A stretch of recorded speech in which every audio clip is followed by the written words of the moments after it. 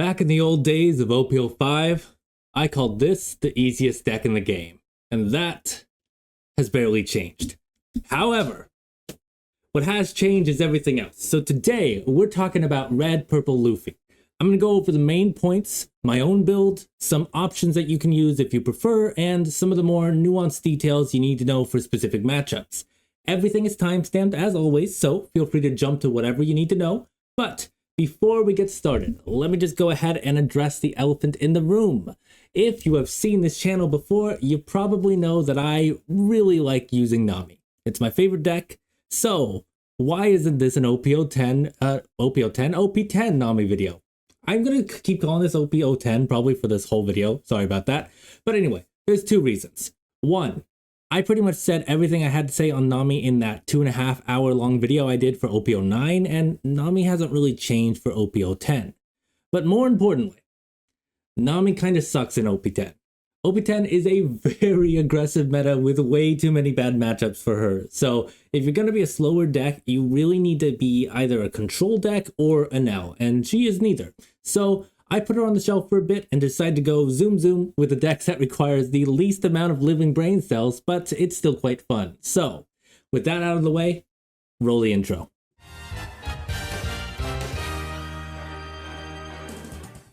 So red is typically a very aggressive and fast color, known for getting small bodies out quickly and beating down their opponents before the opponents can really get going. But what if we replace those small bodies with big Abrams tanks while not really sacrificing speed? And that's where purple comes in. Purple is a color that's great at getting you to 10 Dawn before your opponents, so Red Purple Luffy combines both of those to speed up to 10 Dawn and apply massive pressure to your opponents, working to overwhelm them before they can really get their foot in the door. Another great thing about this leader is that he has a walloping 6k base stat.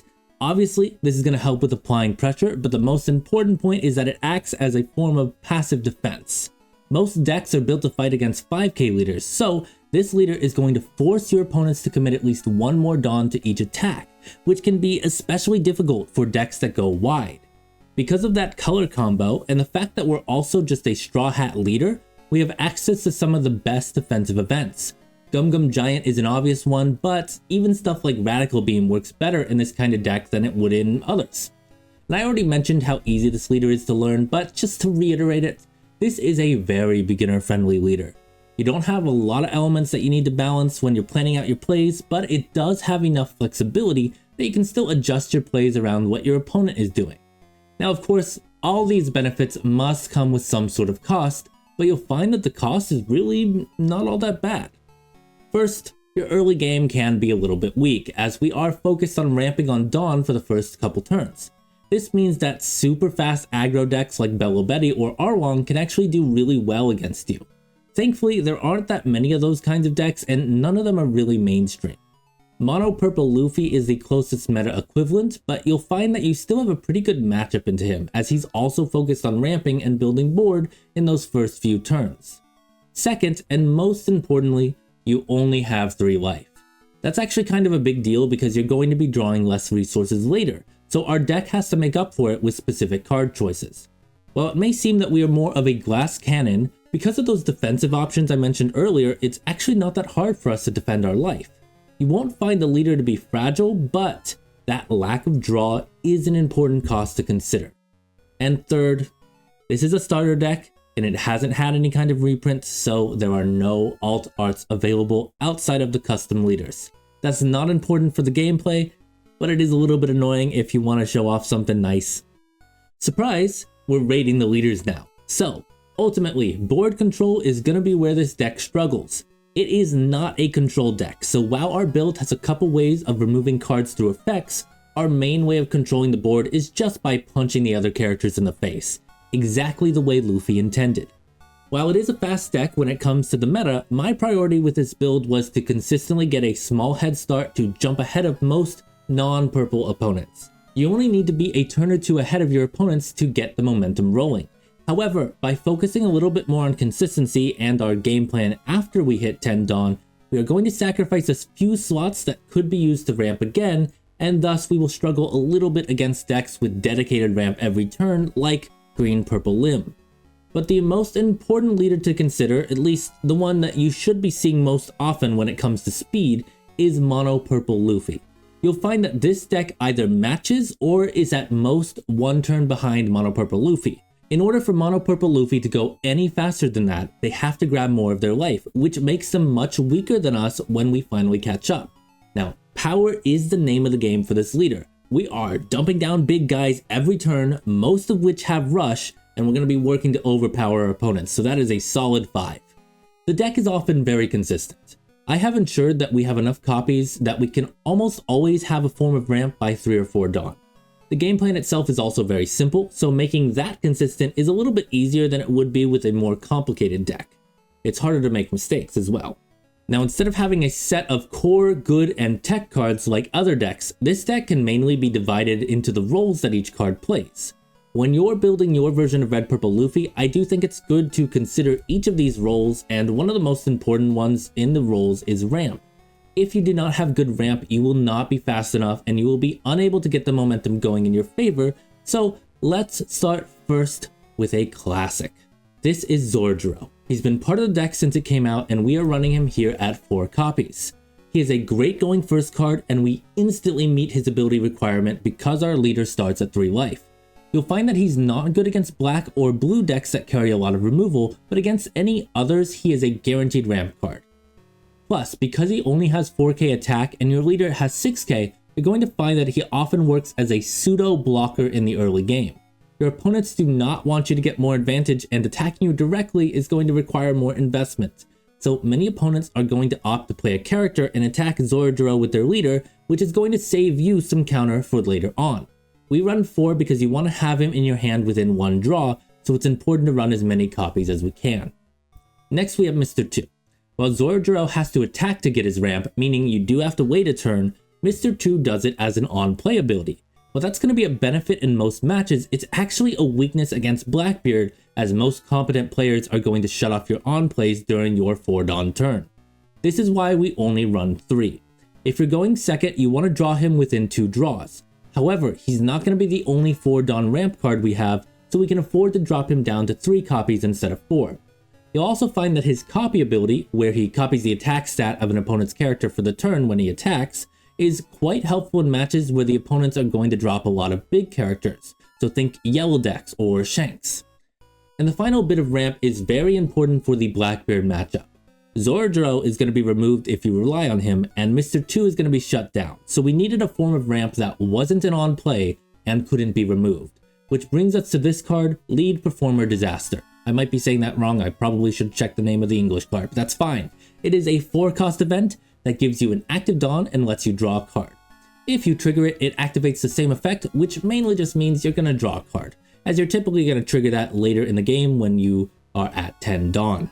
We don't want too many copies of this since it has no counter and it can't generate board presence, but we need enough copies that we can reliably get it versus Blackbeard.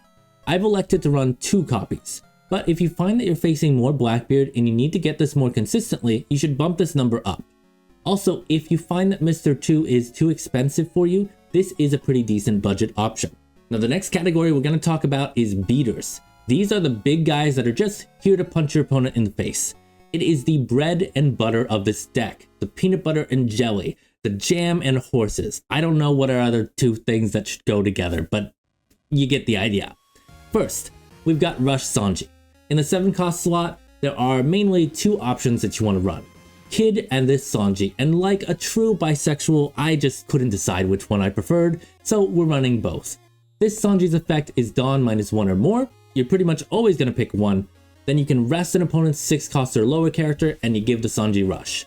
You're basically going to use this to rest a problematic character or a blocker, and then you're going to swing at it with the leader and or the rest of your characters. You can also use this to rest a blocker if you're going for the lethal blow, which can come in handy, but we do have other options for that as well. Then you've got a nice 7k attacker out. If you're at 10 Dawn and you play him, I like to use the leader ability to jump up to 4 active Dawn, then attach 1 to the leader, swing 7k with the leader, then attach the other 2 to Sanji, swing 9k, leave 1 active for reasons that we're going to get into a little bit later.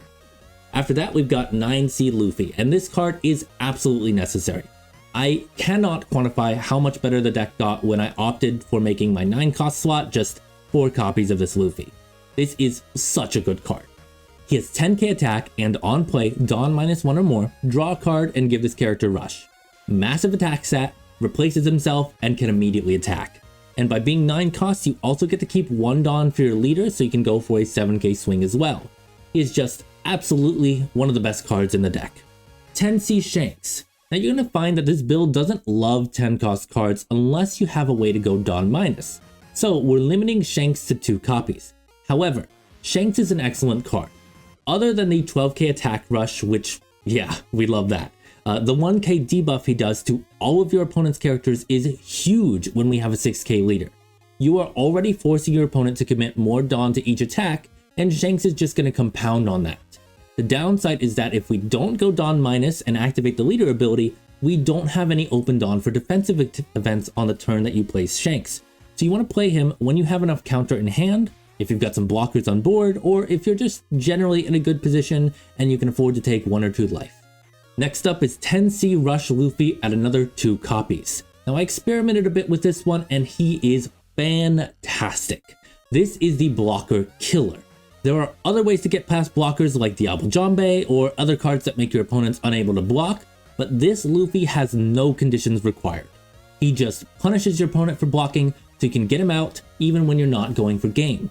For those who don't know, his ability is when your opponent blocks an attack, and that's any attack, not just when your opponent blocks an attack from this Luffy, you are going to get to KO a character with 8,000 or less power. One of his best uses, and one of my favorites, is when he's paired with a 10C Shanks against black decks. If your opponent goes for the Moria to Rebecca combo, they are unable to block with Rebecca, or you just remove their Moria for free. It's amazing. Essentially, he is here to take control of the board while you attack their life. This is going to put your opponents in a really tough spot if he's not removed, so it is not uncommon for them to just go all in against this Luffy the next turn. You often want to have a blocker out if you can when you play him, but it's not super necessary. Lastly, we have a card from Starter Deck 21, and as of releasing this video, that starter deck is not out. So I have some other options for you, but as soon as you can, I do recommend switching to this Luffy. This is a 5-cost rush route. That is a hard thing to say, my goodness. This is a 5-cost rush Luffy that has on attack give 1 rested Dawn to one of your leaders or characters. It's an easy rusher that just helps you get more value out of your Dawn. For other options, you could try Yasop for an early 7k attack on your leader, the Purple Banish Zoro at 6 costs, especially if you're dealing with a lot of yellow decks in your local meta. OP-10 Rayleigh gives you draw and another blocker. Miss All Sunday is another ramp card that lets you draw.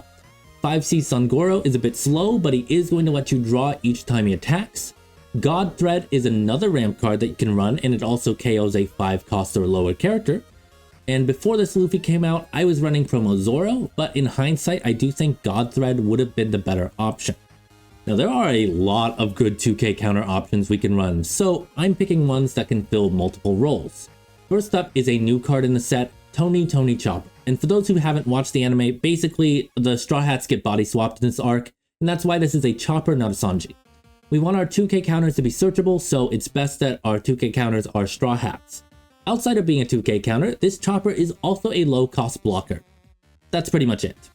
Secondly, we're running 6C Sanji, and you're not often going to be playing this, but he will come in handy in very specific situations.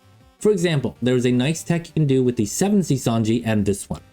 Basically, if you play the 7C Sanji, you can go Dawn -2 with Sanji's ability, because remember, it was Dawn -1 or more, so you had the option. So if you go Dawn -2, you're going to have 2 less Dawn than your opponent, and you can play this blocker Sanji for 3 costs instead of 6. Then you'll do your leader effect, you'll go back up, you'll have 1 active Dawn after that. It's a whole fun little tech shenanigan here you can do. It's just a nice way to get some extra cards if you're able to, otherwise he functions as a searchable 2k counter. And lastly, we do have another Starter Deck 21 card. This Sanji essentially has on play Diablo Jambe. You're going to use this to go for lethal when your opponents have blockers out. But if Starter Deck 21 isn't out when you're watching this video, just go for Starter Deck 18 Usohachi. Unfortunately, he is strictly worse as he does only rest 1 card, so if your opponent has more than 1 blocker, you're not going to be able to go for lethal. However, it is the best other option we can choose, and it is still a 2k counter and searchable. Now we already talked about the other blockers, but we're also running 4 copies of Queen. You don't really want to play him early on, as his Dawn minus effect will end up putting you behind. If you're at 8 Dawn or more though, he does have a great ability. Draw 2, trash 1 means you can drop any cards you no longer need. Obviously, he functions well as a blocker, but don't forget that he is only 5 costs, so in matches where you think he's going to be removed, try to use him as a 6k attacker to apply more pressure to your opponents. And I briefly mentioned him when we were talking about 7C Sanji, but we're also running 2 copies of 7C Captain Kid. He has on play or when attacking, Dawn -1, give your leader 1k attack until your next turn. Basically, you're going to use this in the same way that you do Shanks. By making your leader 7k, you make your opponent have to commit more resources to damage you, which makes them unable to use as many of their resources towards building out their board. Having a Dawn minus effect on attack also enables you to play a 10C character, attack with Kid, and then get an active Dawn for events from your leader ability. Now you want that active Dawn for these next cards, which are your defensive events. Divine Departure is a 3k counter that doubles as removal sometimes. This slot used to be guard point for me, which does have the added benefit of being searchable, but Divine Departure has the ability to remove the character if needed, which makes it worth switching. It's a very marginal benefit, so if Divine Departure is expensive for some reason, just go for guard point. Radical Beam is almost always going to be a 1 cost 4k counter. You just need to take your first life first, but by the time you need to use this, you've probably done that already. We run 3 copies. Gum Gum Giant is also a 1 cost 4k counter, but with the added benefit and an added cost. You have to go Dawn -2, so you don't want to use this before you hit 10 Dawn. You also have to discard a card, but that's not really a big deal because Gum Gum Giant draws you 2 cards. This is insanely good if you're at 10 Dawn, so we run 4 copies. Now the only other card in the deck that we haven't talked about is Searcher Nami, but she's really self-explanatory. A huge chunk of the cards in our deck are Straw Hats, so we want something that searches Straw Hats.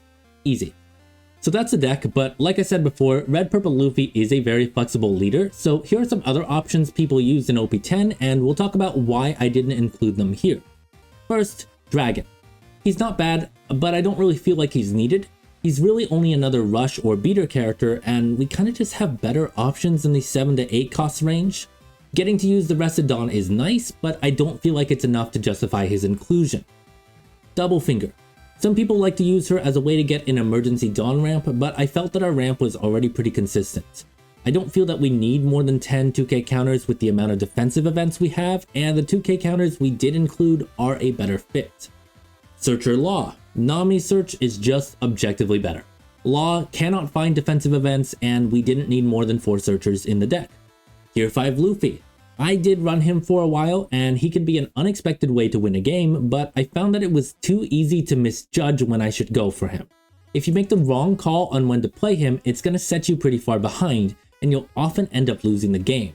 I think that a better player than me could make use of him at 1 copy, but unfortunately, not me. Rosinante. Hey, it's Waffles from the future here. So originally I didn't include Rosinante because... What up? I'm Jared, I'm 19, and I never fucking learned how to read. So in my head, I mixed him up with Senior Pink, and I thought that his on play was to grab an event from your trash. Upon further inspection, actually reading the card, he's actually pretty good. So he would solve the 10C problem.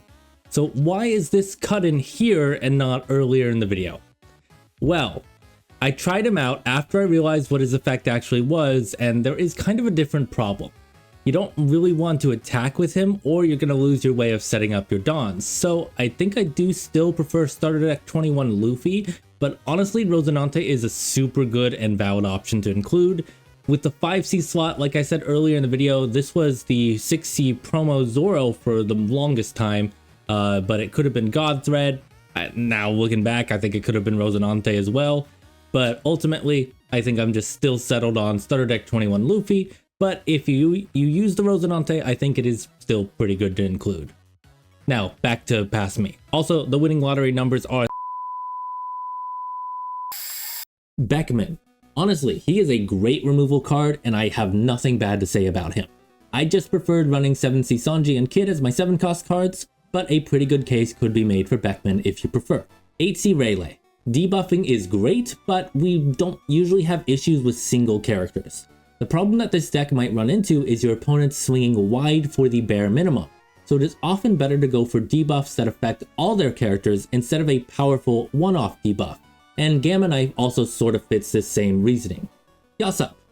He's not a bad card to include, but he is a bad father, and that was enough for me to pick a different mid-range character. Lin Lin. Healing is nice and the removal is okay, but she is not searchable, and 9C Luffy is just far better. You want to win with this deck by maintaining momentum, and Lin Lin is a body that applies less pressure in the long term, and is there to slow down the game a bit. God Thread. I briefly mentioned this in the ramp section, but yeah, this is a pretty good card. I just didn't like that you had to get to 5 Dawn first, so you're ramping instead of playing a character. Using some of this card would not be a bad choice if you would prefer to prioritize the speed part of the deck, but I generally preferred to go for 1 ramp and then try to play a character after that. 9C Newgate. This is pretty bad at the moment. Blackbeard is just too popular, so you're not going to get his on play a lot. He's not searchable, and you don't usually want to give him 2 Dawn for his on attack effect. It is a good effect, but you just don't usually want to spare that extra Dawn.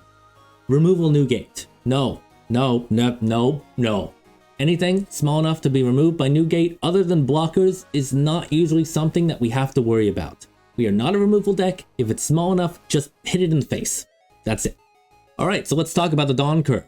Keep in mind that since we're a purple deck, this curve is going to be flexible like a nice little wave.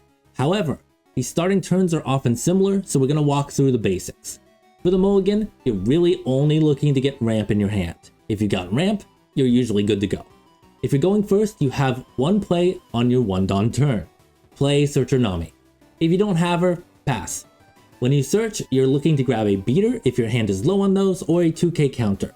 Pick whichever you need in your hand at the time. Sometimes I even grab events, but because this is early on in the game, sometimes you're going to grab an event and you won't actually need that until much later. On your 3 Dawn turn, if you have Zoro in hand, you are attacking with your leader for 6k and then you play Zoro. If you don't, you can go 5k with Nami by attaching those 3 Dawn to Nami, then 6k with leader, or you can go 9k with leader. Go for the Nami and leader swing if you want your opponent to discard. They're very easy to counter out of, so your opponent is usually going to discard cards and maybe take 1. Go for the 9k if you just really want them to take the life. On 5 Dawn, you have a couple options. You want to swing with Zoro first if you have him. Now, you can attach a Dawn to him and you can swing 5k if you're attacking directly, but if there's a small dude on the board you want to remove, let's say there's, I don't know, Lafayette. You're playing Blackbeard, you have Zoro out for some reason, and they have Lafayette rested. Well, obviously, you can still get him with 4k attack, so in that case, just swinging 4k is fine. Either way, you swing with him, and that's going to ramp up to 6 Dawn total, possibly 5 active if you attached 1 to Zoro. If you have Mr. 2 or Lead Performer Disaster, you ramp again with one of those to 7 Dawn, but what's more likely is that you're going to have 5 or 6 Dawn active, then you play Starter Deck 21 Luffy if you have him, and swing with him and leader, or you just go for a big leader swing. Occasionally, you're going to play your Tony Chopper blocker instead, if you want to signal that you have a counter event. Basically just to give your opponent information even if you're bluffing, then leave open an active Dawn. If you don't, then that's fine. You don't need to really do that. I don't really recommend doing it, but it is something to keep in mind when you're manipulating the information that your opponent is getting.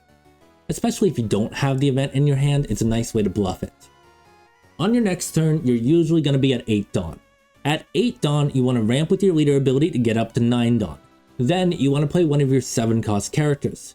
Now, you might be wanting to be a little bit more defensive, so here's where you might want to leave a Dawn open if you are worried about a very aggressive deck. If you have really good control of the board, maybe your opponent has a bad hand or something, then maybe you'd go for 9C Luffy, but usually I would recommend going for the 7C character so you can have that extra Dawn open. Usually though, you'll have played some kind of character that will drop you back down to 8 Dawn total. If you got unlucky and you have no ramp, you are at 7 Dawn instead right now. In this case, I would recommend going for removal and targeting the hand by playing 7C Sanji and attacking something. That's going to bring you back down to 6 Dawn so you can do the 8 Dawn turn next turn. If you want to go for more overall pressure instead, attack 8k with your leader and then play Queen. Again, that's going to bring you down to 6 Dawn, so you go to 8 Dawn next turn and repeat the 8 Dawn turn that we just talked about. At 10 Dawn, you're going to go for 9C Luffy, use his ability to drop back down to 9 with 1 active, use your leader ability to go back to 10 Dawn, so now you have 2 active. Swing 7 or 8k with the leader, usually 7 so you keep the 1 Dawn active, then swing with the 9C Luffy. From there, you're usually going to be around 10 Dawn, maybe 9 if you go for the Gum Gum Giant the turn your opponent plays and you also did a Dawn minus. But overall, you're usually going to be at 10 Dawn from here on. So from this point, you're just going to be playing more big characters, maybe leaving a Dawn open for events, and just trying to keep your opponent in a tough spot where they can't really get momentum again. If you start second and you're on the even curve, it's going to look like this. 2 Dawn, you use your Nami Searcher or you pass. 4 Dawn, you want to ramp with Mr. 2 or Lead Performer Disaster. That's going to bring you up to 5 total Dawn with 1 active, which then you're going to swing 7k with your leader. At 7 Dawn, you basically do the same 7 Dawn turn we talked about if you didn't ramp on the odd curve, which is going to drop you down to 6 Dawn. From there, you continue with the 8 and 10 Dawn turns that we just talked about already. Like I said, this leader is pretty simple. The strategy generally is just to overwhelm your opponent with pressure and big characters, while stopping your opponent from responding by having good defensive events and using your naturally higher leader power. You get ahead early and you try to make sure they never really can come back. When it comes to specific matchups, Blackbeard is the big one. Unfortunately, a lot of our characters get their rush from an on-play ability, so he's going to turn many of those into vanillas. However, they still have massive attack stats, and Blackbeard has to keep discarding cards to keep your on-plays turned off. That means he's going to have less resources, so all you have to do is win the war of attrition. You want to go second and you mulligan for good ramp. That's Lead Performer Disaster. Maybe Mr. 2 is okay, but you really want to have that Lead Performer Disaster. You don't want to try to starve the Blackbeard. It's fine to give him the life cards. The longer the game goes, the harder it's going to be for us. You do not want them to have more 10C blocker Blackbeards out. So you really just want to go hard, go fast, and put them in a dangerous position. Just accept they are probably going to turn your on plays off and just focus on aggression. Once the 10C Blackbeards come out, you do want to keep a Dawn open if possible. You don't want them to use it to swing at your big characters. Basically, when you have the big characters on the board, if you swing 13 with them, you force the Blackbeard to block and then sacrifice counter to keep their 10C Blackbeards alive. But their 10C Blackbeards and maybe Burgess if they've really built up Burgess, but hopefully you've gone fast enough. But mainly the 10C blockers are going to be the big attackers in their deck. So you want to put them in a position where they have to keep the 10C blockers active or else they lose. You also want to make sure that you have enough defense, so if they just swing 12k against the big character, let's say 9C Luffy, you can just play one of your counter events and your Luffy's fine. And you want to make sure that you're kind of pushing them into a position where they're not just going to attach Dawn, because a Blackbeard at that point wants to just keep playing 10C Blackbeards. So they're not going to have a lot more Dawn, they can only really swing 12k. When it comes to green matchups that run the Child Lock strategy, that's 8C Kid, Blocker Killer Luffy is excellent. Rosinante could stop you from using your ability to remove Kid, but any other blockers just become useless. If they block with that, you immediately just kill Kid. For Mono Purple Luffy, you really want to go first if you can. For Mono Purple Luffy to do their typical stick, they need to draw their life, so they usually only have about 3 life that you actually have to hit. They also want to usually go wide with their board, so try to keep your 2Ks in hand to counter out of the early hits. Once you have a couple beaters on your board, you're usually going to be able to take control back in the game. For Doflamingo, it's usually the same idea. It's a lot of smaller guys, so you need to be able to counter out of them. Focus on attacking the characters as often as you can, and if you get past the first few waves of attacks, you should be good to go. Alright, but that's the deck and the strategy. Let's jump into some gameplay. Alright everybody, so game 1 is going to be against a Blackbeard player, and like I said in the video, with Blackbeard, we want to try to go second. We want to get that Lead Performer Disaster in hand, and if they happen to not turn off our on plays, then maybe we want to go for some Mr. 2 action as well. So thankfully, we load in. Immediately, I'm given the choice to go first or second, so of course, I'm choosing second. And I'm hoping that I get a Lead Performer Disaster, and I do. So, already, we're off to a great start. This is exactly what I want to see in hand. For the other cards, I have the Blocker Killer Luffy. I've got 9C Luffy. I've got the Tony Chopper with a 2k counter, and Zoro. Now, Zoro, I do not expect him to be able to stay on the field, so again, he is just going to be a 1k counter. I don't know why I said again, because that's the first time I'm telling you this. A little bit of a deja vu moment there.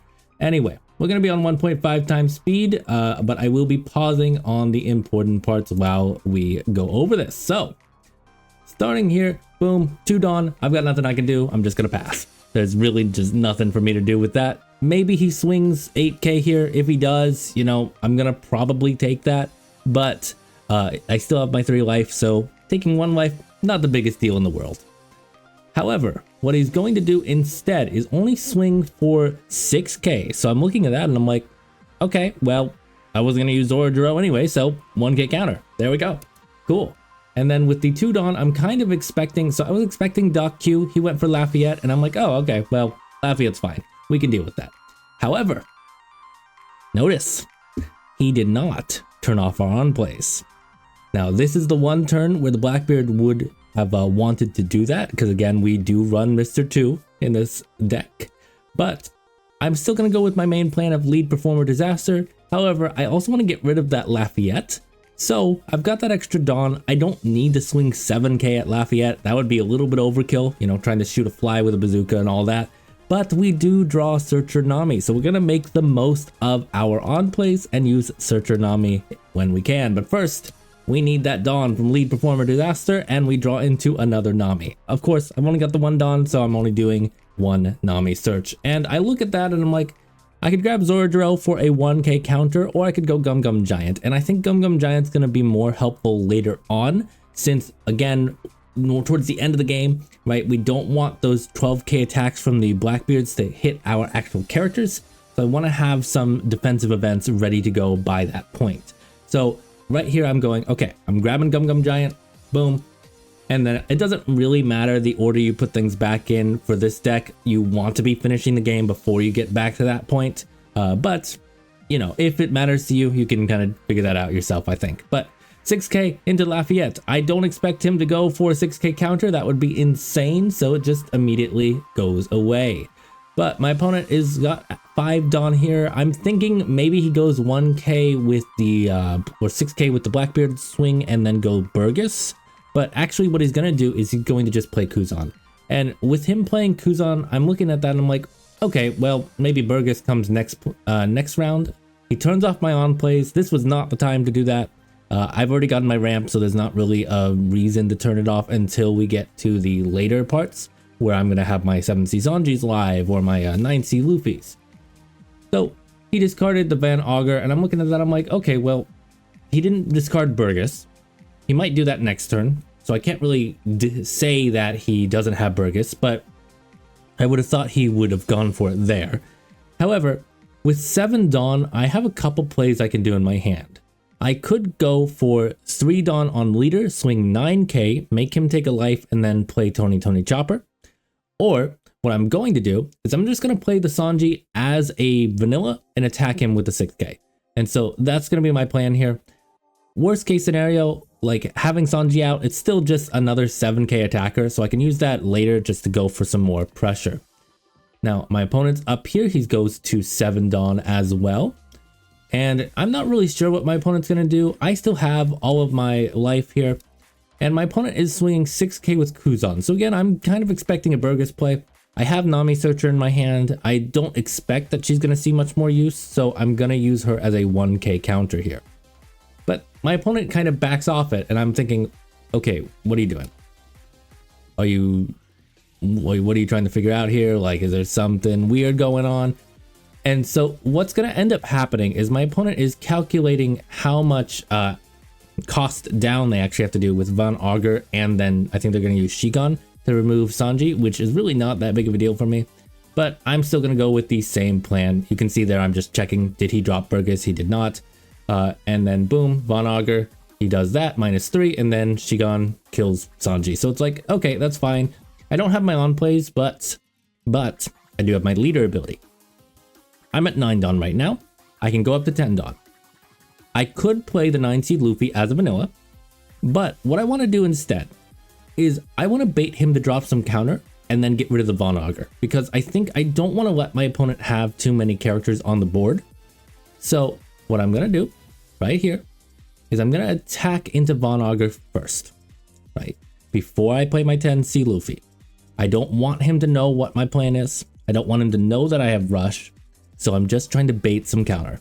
And it does work. He drops, I forgot what he drops here. He drops a Dock Q. So, okay, cool. One less card in your hand. Excellent. Now, Luffy comes out, and I'm going to swing at him. I think that maybe my opponent might end up attacking into him. But if he's going to do that, then he has to kind of commit a lot of resources, and then he's not going to build his board. So, while it's not my favorite thing for him to just remove that, I don't think it's the worst thing in the world, especially when I have my 9C Luffys in hand, and I can still build my board back up. So, well, normally I would like to have an extra Dawn active when I play 10C Luffy. You know, we can't always get what we want. I wanted to say that was famous words from someone, but I completely forgot where who sang that song, all that stuff. Anyway, my opponent ends up going for the This Is My Age and just grabs Stronger, I guess just to grab a 2k counter. I still have not seen a Burgess, so I'm a little surprised. I'm wondering if my opponent just didn't get lucky, maybe? I can't really tell, but they might just swing 7k. It looks like they're planning to at least do that, and I'm like, okay, well, fine. I have 3 life left. I can take 1. That's all good, which means that you're not attacking my 10C Luffy, which I'm really happy about that. Instead, they play Shiryu and Vasco Shot, and I'm like, what? You played a 5k attacker? Okay. I mean, sure. That's fine. He black holes me again, but at this point I'm like, I'm just gonna swing 6k with my Luffy and then 11k with my Luffy character and play my 9C Luffy and just work on building my board. If you, for whatever reason, want to block with Vasco Shot, Shiryu just immediately dies. So I'm not really sure what he wanted to accomplish with that play. I'm guessing he just didn't have much else in his hand. As we are going to see, he is going to have a Blackbeard blocker. So he's probably going to go for that here, right? So I'm wondering if he has maybe 1 or 2 Blackbeard blockers in hand. So maybe he just didn't have any counter or didn't have anything he could play that last turn. But he plays blocker Blackbeard and turns off my on plays. And I'm like, okay, well, you've shut off my 10C Luffy. I don't like that. Now, I could force you to block by going for a 12k swing with my 9C Luffy. However, because my 10C Luffy has been turned off, his ability isn't currently active, he can block with Vasco Shot, and I can't punish him for it. So, instead what I'm going to do is I am just going to play 9C Luffy. And I'm not going to swing. Now, honestly, I think that was a little bit of a misplay. I probably should have swung with the 6k Luffy, just forced him to block with the Blackbeard. Nothing would have really happened, but at least to kind of test him, see if he's going to go for that, or if he's willing to drop the Vasco Shot, especially if I do that before I actually use Dawn. However, instead, I am just going to build out my bodies here. Right, we're in the gym, we're bodybuilding, and then my opponent here, they've got 10 Dawn, they've got 1 Blackbeard on the board. Now, they're going to go for another Blackbeard. That's actually fine with me because of the play we made last turn. Since we made that play last turn, now we have 3 big bodies that we can swing 12k with. So that's great. So they're going to make that play, I believe, right here. They are a little bit slow. I think they were just trying to think about what they were planning to do. So I know there was like 1 turn that went on for like a minute or 2 minutes or something like that. So I might skip past it when we get there. But okay. They've got 1 card in hand.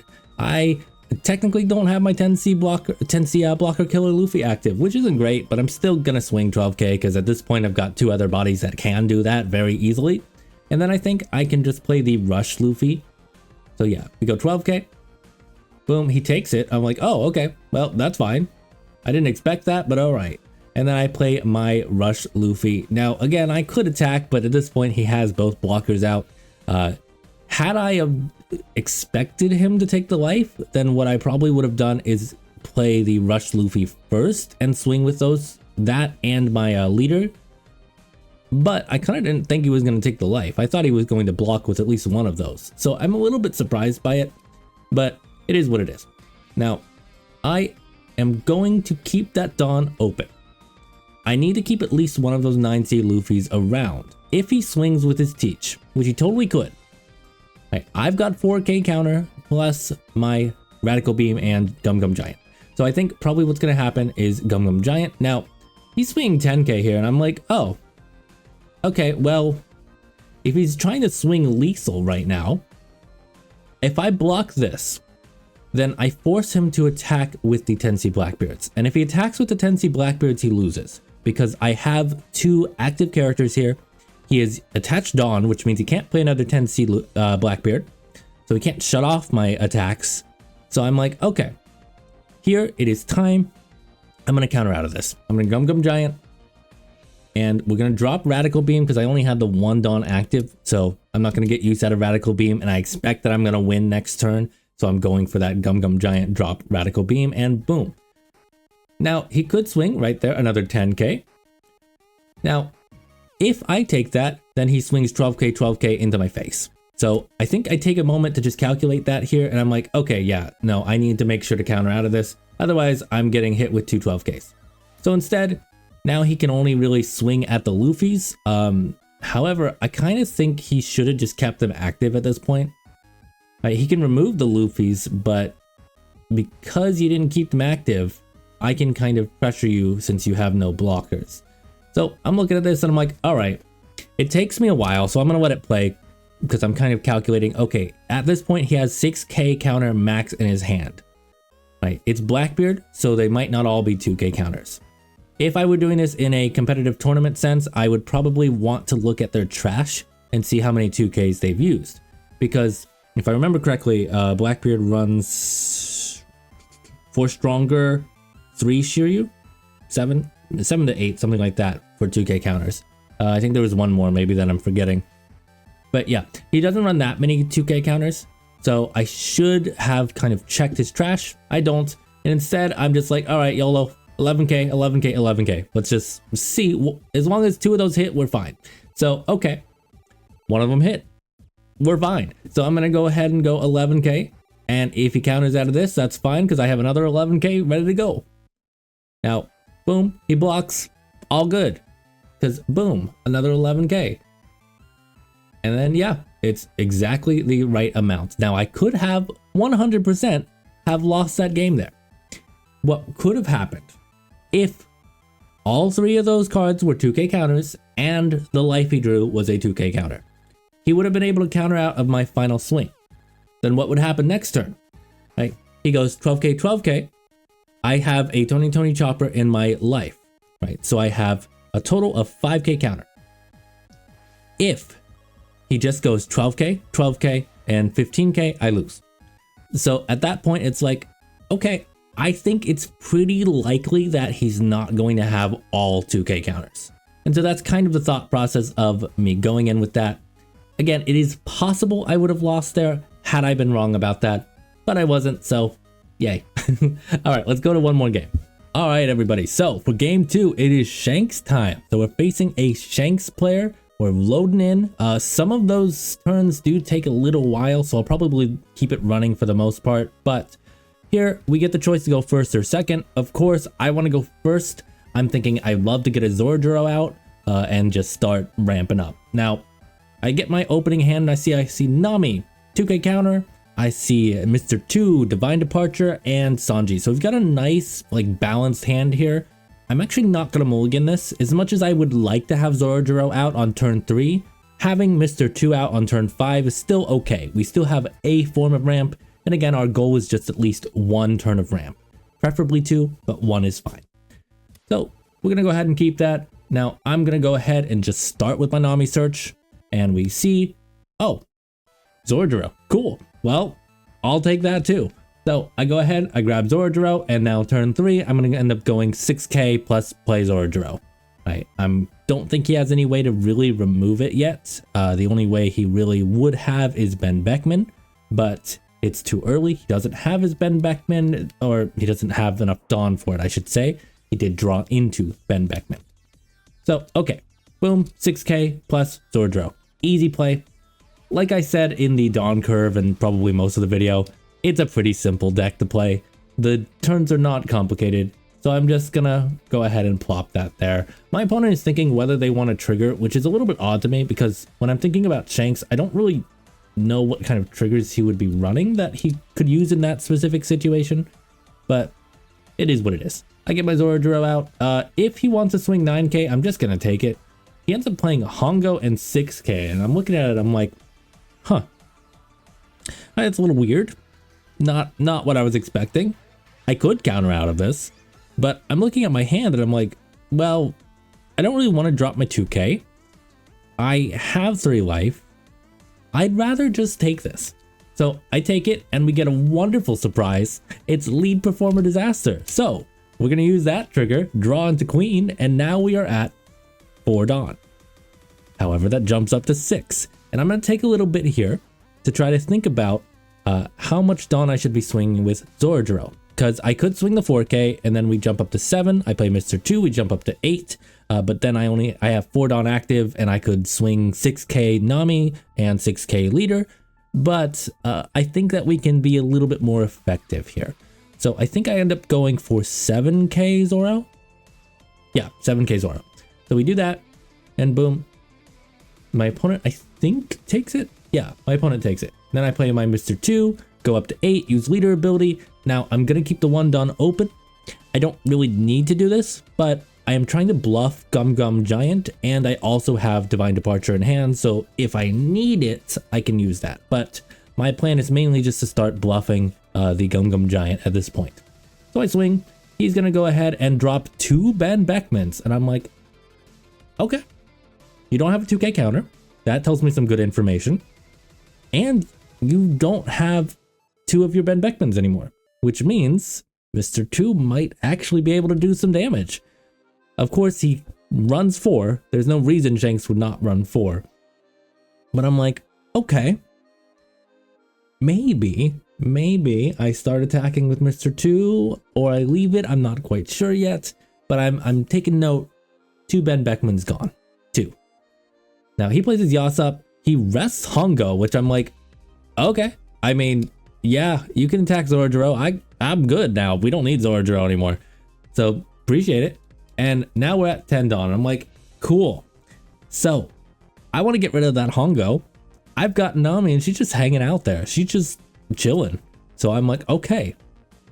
If I swing 4k with Nami, that is going to force the leader ability in a 1k or a 2k counter from him. Or he's just going to let Hongo go, which I think would be the more reasonable idea to do. So I am going to go ahead and I think I just play... Do I go for the 4k first or... No, I play this first. Okay, so I go for it. Kid first. Do the effect. Get up to 7k. Leader effect. Get our Dawn back. And again, I am going to swing that 4k right there. And I have 2 Dawn left. And I'm thinking like, okay, I would like to swing, I think, 7 with Luffy, but I could swing 6 first with Mr. 2 just to go, or was it 7? No, it was, I wanted to swing 7-7. Yeah, because I want him to drop his 2k counters. That's what it was. Yeah, so I go boom, 7-7, and I think he drops a counter here, if I remember correctly.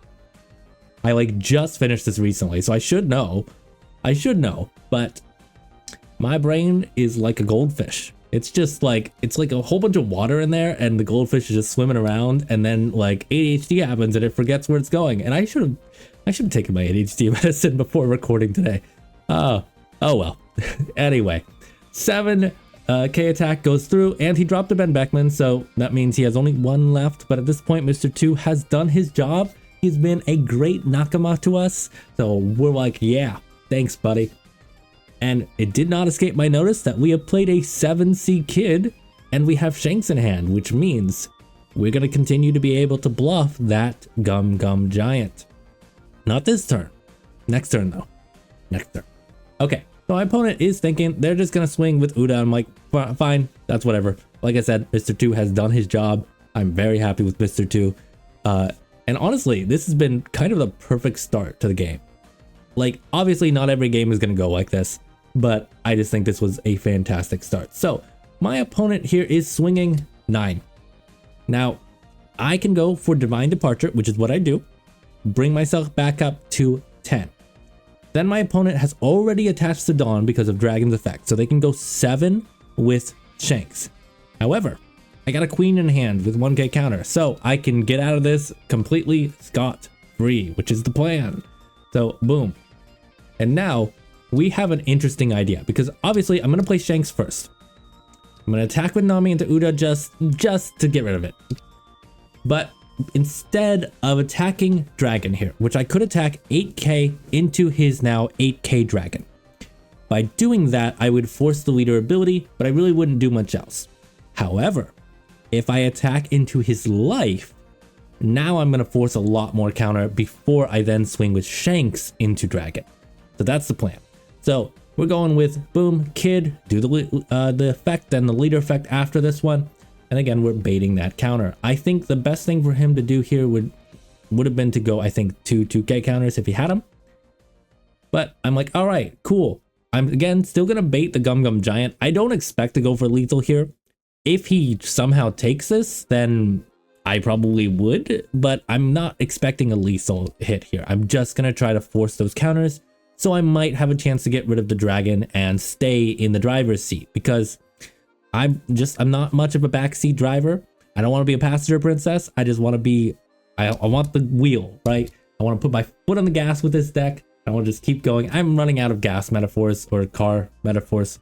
Anyway, boom, dragon's gone. My opponent ended up doing bad manners kick course, which I think probably what happened there, just if I had to guess, is I think that they forgot Shanks' ability was active by Shanks. So they probably thought Dragon was still 9k, and then they were going to do probably bad Dragon kick course or bad Dragon kick course. Oh, that was unfortunate. Okay, anyway, bad manners kick course, and then they were probably going to do a 1k counter. So, all right, cool. Dragon's gone. They have 1 life left. We are in the driver's seat. They have probably no way to come back. If they want to go for Shanks, they could, but I'm bluffing the Gum Gum Giant. So if they went for Shanks, like 10C Shanks, I could keep my 10C Shanks alive. I could.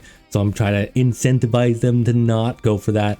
Instead, they just do a Rayleigh hit, and they're hoping that by debuffing my characters that they'll be fine.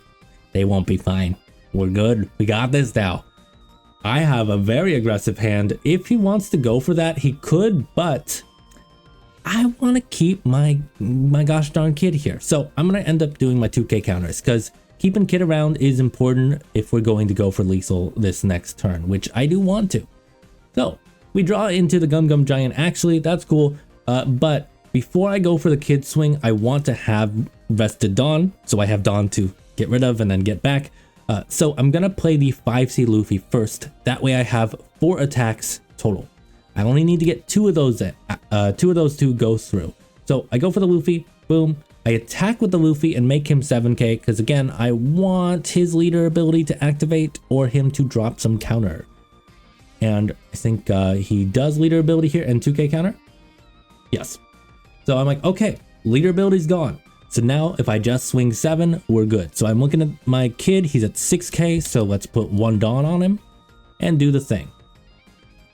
Now, he has to take that, and we pretty much won at this point. I'm going 7. If he somehow counters out of that, which looking at his hand, he had 1k in counter, so he really couldn't. If he had somehow countered out of that, then boom, 10C Shanks game. So at that point, this is kind of how the perfect game might go, but it gives you an idea of how you would play around something like Shanks, and it's just by not letting them get any momentum. Right, you'll see through the whole game, I'm trying to make sure he doesn't really have a chance to build up a board, to get a presence going, anyway. So I'm trying to get my characters out there. Hopefully that makes sense. Let's go to the outro. All right, and that's the video. I hope you guys enjoyed. Red Purple Luffy was what I mained during OP-10, but I've been having a ton of fun testing out different leaders.